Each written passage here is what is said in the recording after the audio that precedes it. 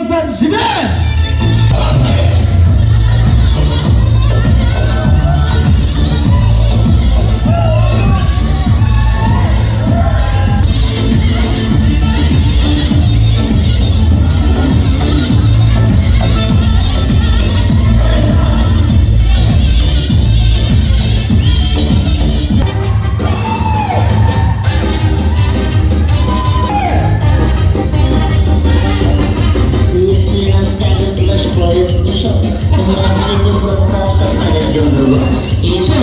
Valla ağama 12 yıl katterik mi oladılar değil mi? Ağama geri sormadı mı?